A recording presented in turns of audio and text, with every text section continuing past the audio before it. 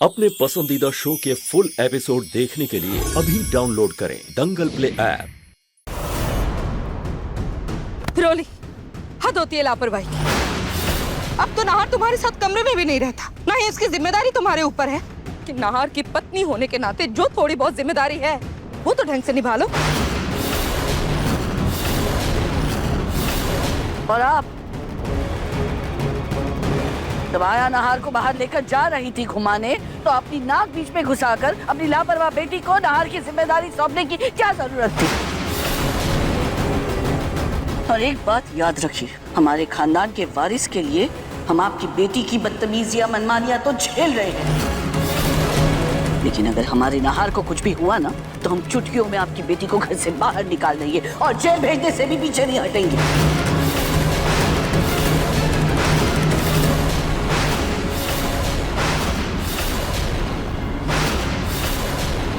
Madam जी, हम साहब जी को कमरे में लेकर जाते हैं और इनको कम्बल उड़ा देते हैं और इनके लिए सूप भी बना देते हैं, इससे पहले कि इनको ठंड लग जाए।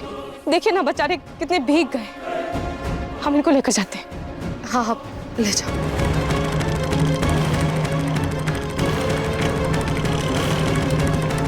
और तुम याद रखना रोली, अगर तुम्हारी वजह से मेरे बेटे को, मेरे नाहर को खरोच भी आई ना, तो मैं ये भूल जाऊंगी तुम्हारे कोख में हमारे खानदान का अंश है।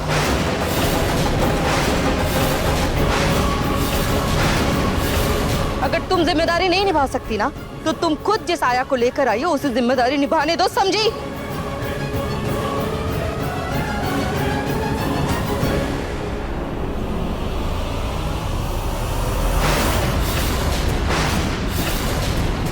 कैसी औरत है तू रोली? 1000 बार तुझे समझाया अपने पति का ध्यान रख, अपने पति का ध्यान रख। ये काम नहीं होता तुझसे। बिल्कुल आप जैसी। मुझसे तो गलती से नाहर छूट गया था, लेकिन आपने तो अपनी पैदा की हुई बेटी को ही कचरे में छोड़ दिया।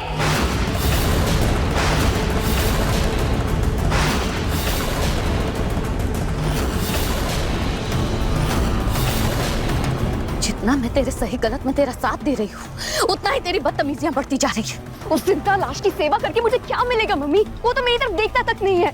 उसने कभी मुझे आज तक भाव दिया जो अब देगा, तो मैं इसकी सेवा करके क्यों अपना टाइम बर्बाद करूं? करना पड़ेगा इस घर में टिके रहने के लिए, इस बच्चे को बाप का नाम देने के लिए। दामाद जी की सेवा करनी पड़ेगी तुझे,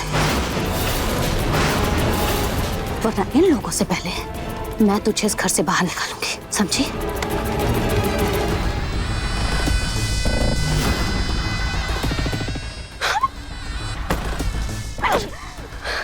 उस आया को मैंने अपने आराम के लिए बुलाया था, लेकिन उल्टा वो तो मुझे सबसे डांट खिलवाती रहती है। सबकी नजरों में मुझे बुरी पत्नी साबित करने पर तुली है। अब अगर मैंने उसे नौकरी से निकाला तो सब लोग मुझे चार बातें सुनाएंगे, लेकिन कुछ भी करके मुझे इस आया को इस घर से बाहर निकालना होगा।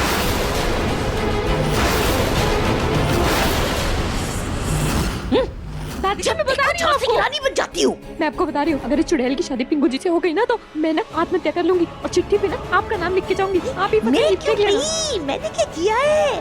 मैं नाम क्यों लिखेगी? एक मिनट, सारा सोचना दे मुझे। क्या चाहिए इसको? 2 करोड़ रुपए चाहिए ना? तुम टेंशन क्यों लेती हो? दे दूंगी ना मैं 2 करोड़ रुपए।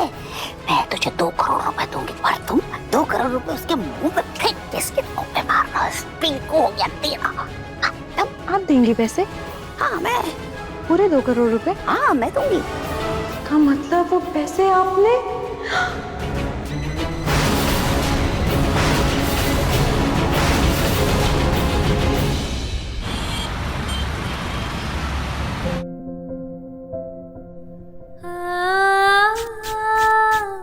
जी मुझे माफ कर दीजिएगा। अगर आज आपको कुछ हो जाता तो मैं अपने आप को कभी माफ नहीं कर पाती, पर सारी गलती मेरी है कि मैंने उस रोली के भरोसे आपको ऐसे अकेला छोड़ दिया। मैं भूल गई थी कि उस खुदगर्ज रोली को सिर्फ आपके पैसे और इस घर के ऐशो आराम की जरूरत है, ना कि आपकी। आज अब आप बिल्कुल फिक्र मत कीजिएगा, अब मैं आपकी और अच्छे से देखभाल करूंगी और और अच्छे से ख्याल भी रखूंगी और ना ही आपको कभी अकेले छोड़ूंगी। मैंने आपको ये गर्म तेल लगा दिया है, इससे आपके शरीर में गर्माहट आएगी और आप एकदम जल्दी से ठीक हो जाएंगे।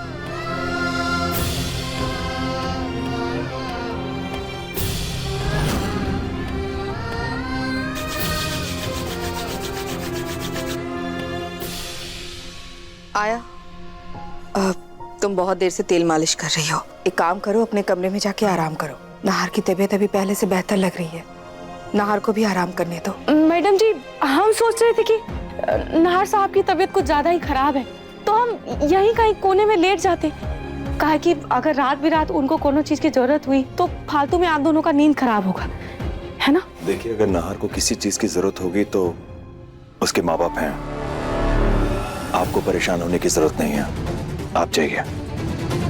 मेरे पास बस रात का ही वक्त था जब मैं नाहर जी को पुरानी बातें याद दिला सकती थी। अब ये मौका भी हाथ से जा रहा है।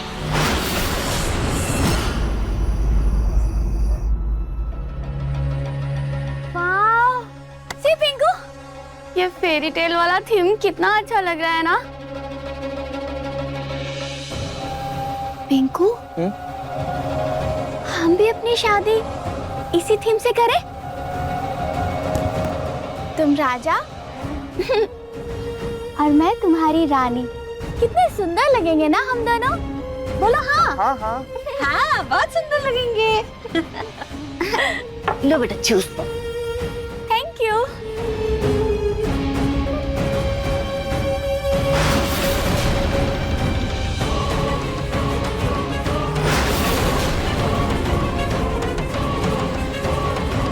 पिंकू, मैं क्या सोच रही थी कि हम दोनों ना अपने कॉस्ट्यूम का कलर भी सेम रखेंगे, ओके?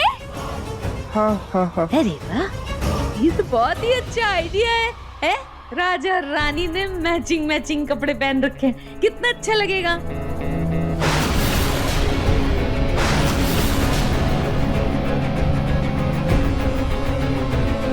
लीसा पीसा को तो मैं अभी बताती हूँ, जब आई थी तो कितनी भोली भाली सीधी सादी बन रही थी, और अब देखो किसी जोक की तरह मेरे पिंकू जी के साथ चिपट के रह गई है। शादी के सपने देख रही है मेरे पिंकू जी के साथ। मेरी दादी भी कम नहीं है, ये सिर्फ और सिर्फ ना मजे ही ले रही है। इनको तो मैं भी बताती हूँ।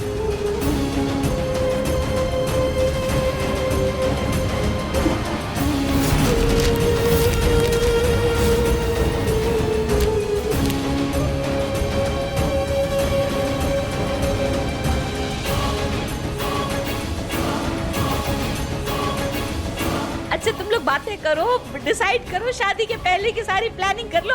मैं अभी आई है, जूस पी लेना। तो पिंकू, ये डन कर दो। सोनी, मैंने वो जो गहने तुम्हें, इतनी रात को तुम यहाँ क्या कर रही हो? आया बनकर आई हो ना, तो उतनी चिंता करो काफी है। पत्नी बनकर फिक्र करने की जरूरत नहीं है। जाओ यहाँ से।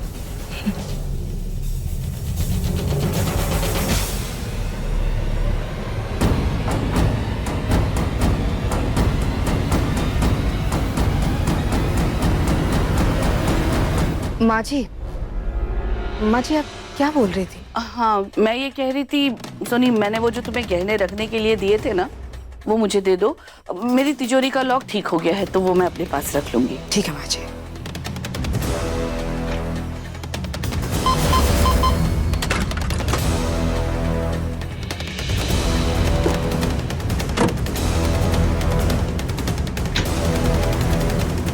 ये लीजिए।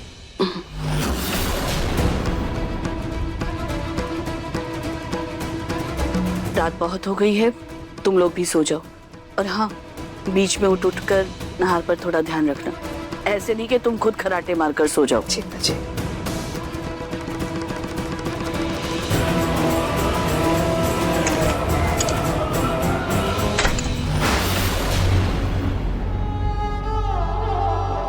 मम्मी जी ने तो दरवाजा भी बंद कर लिया है। अब तो मेरा नाहर जी से रात को मिलना और भी मुश्किल हो गया। अब तो कोई मौका ही नहीं है। देखिए मन सुंदर के लेटेस्ट एपिसोड्स कभी भी कहीं भी। अभी सब्सक्राइब करें दंगल प्ले ऐप।